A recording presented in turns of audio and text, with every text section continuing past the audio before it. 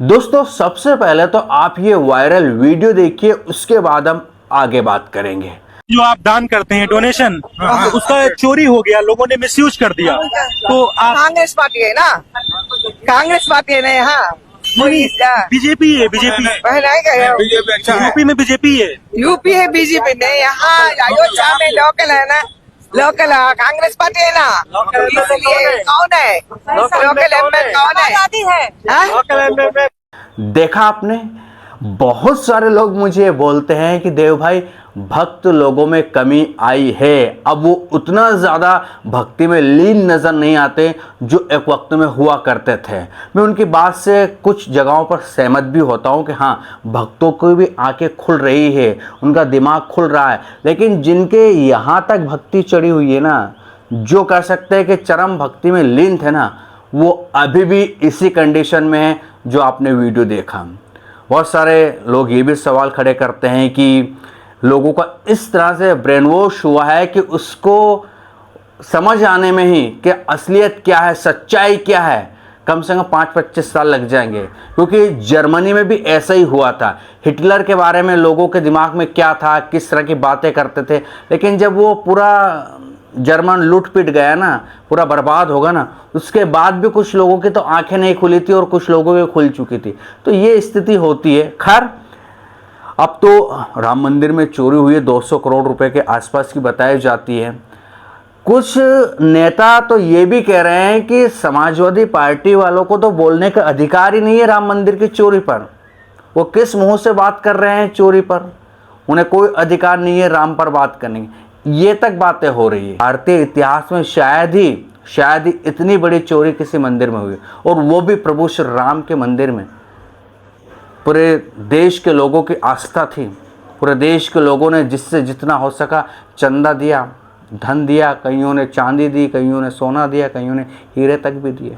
उनकी आस्था के साथ खिलवाड़ और बातें बड़ी बड़ी होती थी।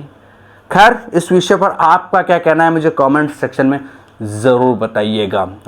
उसके बाद एक और वीडियो आपको मैं दिखा देता हूँ, ये राहुल गांधी से जुड़ा हुआ है। चलो, राहुल गांधी का वीडियो हम बाद में बताएंगे, पहले आप इस देश के मीडिया का वीडियो देखिए कि किस तरह से इस देश का मीडिया पब्लिक को गंवार समझता है, किस तरह से इस देश की पब्लिक को उल्लू बनाता है। पहले आप वीडियो देखिए, उसके बाद हम आगे बात करेंगे। के लिए बड़ी खबर, पाकिस्तान घुस गई भारतीय सेना। ये अज्ञात बॉर्डर पर पाकिस्तान के भीतर दाखिल हो गई भारतीय सेना। और देखिए मेजर गौरव आर्या को, ये इसका मतलब समझिए ये क्या है। ये अब पराक्रम का वो प्रदर्शन है जिसकी ताव झेल नहीं पाएगा पाकिस्तान। अज्ञात बॉर्डर पर कहा जा रहा है कि भारत की सेना, भारत की आर्मी घुस गई है। अभी तक तो कहा जा रहा था कि सिर्फ एयरफोर्स अटैक कर रहा है, लेकिन अब भारत की आर्मी घुस गई है। मेजर गौरव आर्या, एक बार नेवी बीच में आके कराची पोर्ट पे आग लगा दे, मजा आ जाएगा। एक बार नेवी वाले आप भी जरा अपना इसमें हिस्सा डालो। आर्मी अंदर घुस गई है पाकिस्तान में। आईएनएस विक्रांत है, वहां से करिए 15-20 BrahMos fire, set fire to the Karachi port. आग लगा दो कराची में, फूंक डालो पूरे शहर में। मेजर गौरव आर्या, क्या आपको लग रहा है पाकिस्तान का नक्शा बहुत बुरी तरह बिगड़ने वाला आज रात? मैं बता रहा हूं, आज की रात देखना कयामत की रात है पाकिस्तानियों। सो मत जाना, आज की रात को कयामत की रात है। देखा आपने, आप क्या कहेंगे इस पर? यानी कि ये खुद अपने आप में तमाशा बन चुके हैं। साल भर हो गया है ऑपरेशन सिंदूर को तकरीबन, उसकी याद में ये वीडियो सोशल मीडिया पर वायरल हुआ है। लोग कह रहे हैं कि इस देश की अगर आपको मजाक वाली पत्रकारिता देखना है, तमाशे वाली पत्रकारिता देखना, तो आप ये वीडियो देखना ना भूलिएगा। यानी कि दुनिया हंसती है कई बार हमारे देश के मीडिया पर, आपको पता। और इसीलिए वर्ल्ड प्रेस फ्रीडम इंडेक्स में हम 157वें नंबर पर जा बैठे। और इसी तरह के ये मीडिया के कारनामे रहे ना, तो 180 देशों की सूची में को भी हम पार कर देंगे आने वाले वक्त में, 4-6 साल में। मतलब क्या पत्रकारिता! हमने तो ये सुना था कि पत्रकारिता में इतनी ताकत होती है, कोई सत्ता को हिला दे, सत्ता झेप जाए अगर पत्रकार अपनी पत्रकारिता पर आ जाता। लेकिन यहाँ तो आपको ऐसा नहीं लगता ये सब व्हाट्सएप यूनिवर्सिटी से ज्ञान ले लेकर पत्रकारिता करते हुए दिखाई देते हैं। खैर, देश की जनता उनकी नज़रों में बेवकूफ़ है। वो समझते हैं कि हम जो बता रहे हैं देश को जनता भरोसा करें, लेकिन ये सोशल मीडिया का ज़माना है भाई। बहुत जल्दी एक्सपोज हो जाते हो। आप हंसी का पात्र बन चुके हो, इससे ज़्यादा कुछ नहीं। आपको लोग अब एंटरटेनमेंट के हिसाब से देखते हैं, सीरियस आपको कोई नहीं लेता है। अब जब ग्राउंड में उतरते हैं ना आपके लोग, ग्राउंड में हम देखते हैं कि आपकी किसी ने भद्द पिटती है, आपको गोदी मीडिया के नारे आपके सामने लगाए जाते हैं, आपको तमाम तरह की उपमाएं पब्लिक देती है, क्योंकि पब्लिक के विश्वास का आपने चीर हरण किया है, सीधी सी बात है। और ये चीर हरण आप पर बहुत भारी पड़ेगा, ये बात मेरी नोट कर लीजिए आप। चलो अब आपको एक और वीडियो दिखाते हैं राहुल गांधी का। आप पहले वीडियो देखिए, उसका बिल्कुल छोटी अपनी बात रखने की कोशिश मैं करूंगा। आपने नोट किया है कि सीबीआई ईडी मुझे छोड़कर 55 घंटे मुझसे मतलब इंटेरोगेशन किया। मैं 2-3 साल बाद आपको बताऊंगा उस डिस्कशन में क्या हुआ।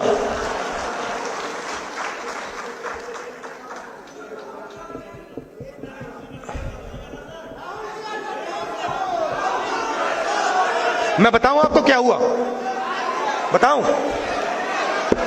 मैंने ईडी के अफसर से बोला, ईडी के अफसर मुझे इंटेरोगेट कर रहे थे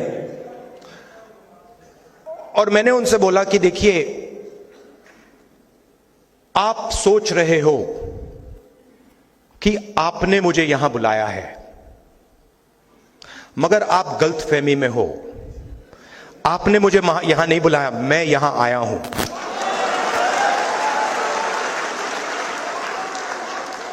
और आप जानते हो मैं यहां क्यों आया हूं? कहते हैं नहीं, मैं यहां इसलिए आया हूं क्योंकि मैं देखना चाहता हूं हिंदुस्तान के लोकतंत्र की हत्या कौन लोग कर रहे हैं।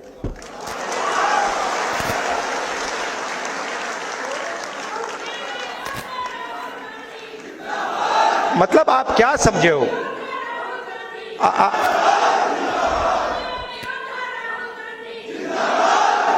मैं वहां पे इंटेरोगेशन हो रहा था, वहां पे एक सेल पड़ा हुआ था, वो लॉकअप होता है, वो इंटेरोगेट कर रहा है मुझे। मैं सोच रहा हूं यार, मेरे परदादा 12 साल ऐसे सेल में बैठे थे, कम से कम 10 साल तो मुझे भी जाना चाहिए। आप मुझे कोई भी सेल दे दो, कोई फर्क नहीं पड़ता। तो मेरा कहना है कि हिंदुस्तान की जनता के सामने हिंदुस्तान की रियलिटी डालनी है। और मैं बिलीव करता हूं, चाहे वो किसी भी जात का व्यक्ति हो, अगर हमने रियलिटी सामने रख दी ऐसे, हिंदुस्तान की राजनीति बिल्कुल बदल जाएगी।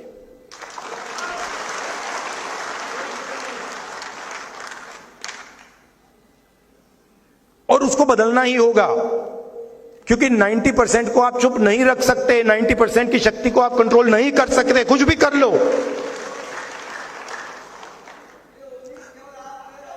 नहीं, ये बहुत सारे लोगों में, आप में भी है। और राजनीति में ना, मेरा एक्सपीरियंस बताता हूं आपको। एक होता है जो सुबह उठता है, कहता है भैया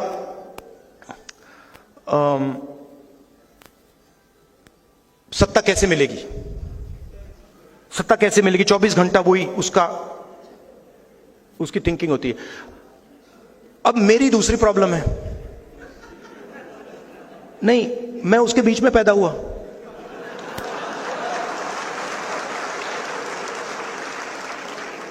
अब अजीब सी बात है, मुझे उसमें इंटरेस्ट ही नहीं है। वो मेरे लिए औजार है, वो मेरे लिए औजार है कि उसका मैं प्रयोग जनता की मदद करने के लिए कैसे करूं।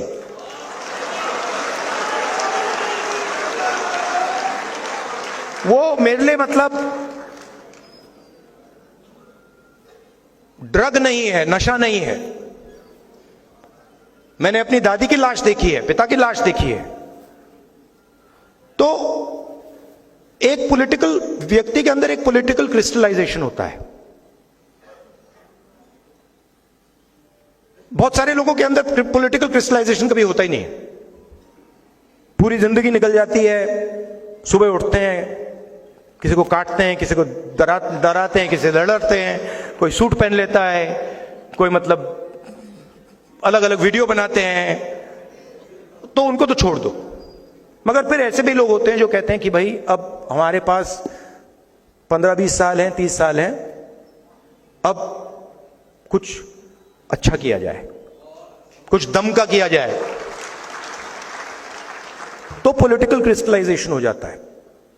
एक बार पॉलिटिकल क्रिस्टलाइजेशन हो जाता है तो फिर क्लैरिटी आ जाती है कि मुझे ये करना है और कुछ नहीं करना। और मेरे माइंड में ये क्लैरिटी आ गई है कि इस देश में 90% लोगों को भागीदारी दिलवानी है और 90% लोगों के लिए एक के बाद एक दरवाजे खोलने हैं। मीडिया में, कॉर्पोरेट इंडिया में, जुडिशरी में, सब जगह। देख लिया आपने वीडियो। राहुल गांधी को लोग तरह तरह की उपमाओं से संबोधित करते थे, आप सभी को पता करते थे। उन करने वालों में अब कमी आई है, एक बात मैं आपको क्लियर कर दूं। अभी भी जो नफरती लोग हैं, जिनके अंदर नफरत है, जिनके अंदर अभी भी दिमाग कह सकते हैं कि इतना अच्छा विकसित नहीं हो ना, वो अभी भी राहुल गांधी को उसी स्टेज पर देखते हैं जो पहले देखते थे। लेकिन बहुत 10 में से कम 5 से 7 लोगों की आंखें खुली है। वो कहते हैं कम से कम राहुल गांधी टेलीप्रॉम्प्टर पर तो देख देख के नहीं बोल रहे हैं। राहुल गांधी प्रेस कॉन्फ्रेंस तो करते हैं। राहुल गांधी मैच्योर तो हुए, बोलने में किसी भी टॉपिक पर बुलवा लो वो बोल तो देते हैं। और कुछ कुछ तो ऐसी भविष्यवाणी, ऐसी ऐसी बातें कर देते हैं कि वो बात आने वाले समय में भी सच हो जाती है। आप अगर एक बड़े साहब को कंपेयर करके देखेंगे, बुलवा के देख लीजिए उनको आधे घंटे किसी टॉपिक पर, आप बिना टेलीप्रॉम्प्टर के बोल नहीं पाएंगे। लेकिन राहुल गांधी कम से कम भाषण देने में तो मैच्योर हुए, समझ उनकी विकसित हुई है और अपने कार्यकर्ताओं को भी वो अच्छा खासा बोलते हैं। सीधा सीधा बोलता है बंदा, डरता चमकता नहीं है। और राहुल गांधी का एक ही नारा है, डरना किसी से नहीं है। वही और उसी रास्ते पर वो चल रहे हैं। आपको क्या लगता है कमेंट सेक्शन में ज़रूर बताइएगा। ये था वीडियो, कैसा लगा ये भी बताएं। जानकारी ठीक ठाक लगता हो चैनल को लाइक शेयर सब्सक्राइब करना ना भूलिएगा। फिर मिलेंगे किसी दूसरे वीडियो में, तब तक के लिए आपके दोस्त को दीजिए इजाज़त। नमस्कार।